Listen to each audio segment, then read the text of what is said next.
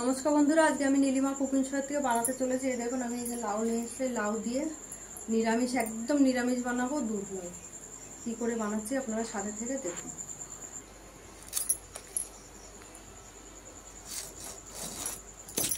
একদম কচি লাউ, আমি এইভাবে লাউটাকে কেটে আমি ছাড়িয়ে আমি কুচিয়ে নেব, তারপর আমি কি করে বানাচ্ছি আপনারা দেখুন। না, কড়াই গরম হয়ে গেছে, আমি এবার তেল দিয়ে দিচ্ছি পরিমাণ মতন।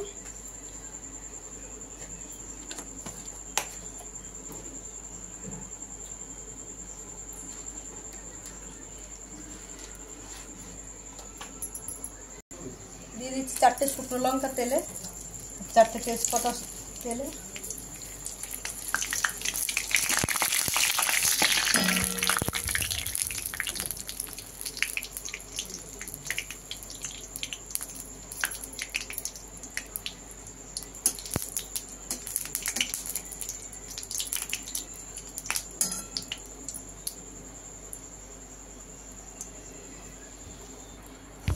দিয়ে দিলাম গোটা জিরা,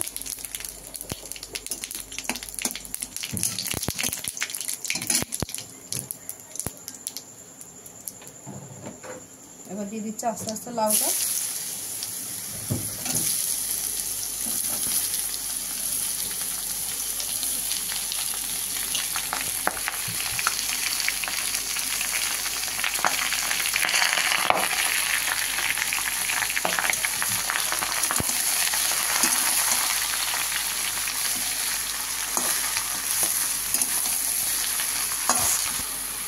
দিয়ে দিচ্ছি 1 চামচ আদা বাটা, দিয়ে দিচ্ছি 2 চামচ ধনে জিরে গুঁড়ো, দিয়ে দিলাম পরিমাণ মতো নুন, দিয়ে দিলাম পরিমাণ মতো মিষ্টি।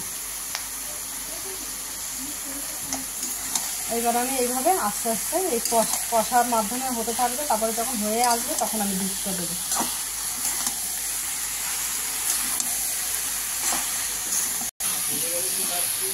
হয়ে গেছে আমার লাউটা ভাজা ভাজা, আমি এবার দিয়ে দিচ্ছি দুধটা পরিমাণ মতন। এই দুধ দিয়ে দিলাম আমি, এবার এটা দিয়ে লাউটা মাখা মাখা একদম হয়ে যাবে, ভাজা ভাজা মতন কাঁচা মিশে যাবে। হয়ে গেছে আমার লাউ, দুধ লাউ। বন্ধ করে দিলাম গ্যাস। দেখুন বন্ধুরা, এটা লাউ দুধ বলে, এটাকে লাউ মানে হলুদ ছাড়া দুধ দিয়ে, আর নিরামিষ, একদম নিরামিষ, আদা জিরা ধনে। আপনাদের ভালো লাগলে আপনারা এরকম বাড়িতে বানিয়ে খেয়ে ট্রাই করে দেখতে পারেন। আর নীলিমা কুকিং শো থেকে নিরামিষের দিনেই এটা করে খেতে পারবেন, খুব ভালো। আর রুটির সঙ্গেও খেতে পারবেন, ভাতের সঙ্গে খেতে পারবেন, যেটা খুশি তাতেই খাওয়া যাবে, খুব ভালো লাগে টেস্ট।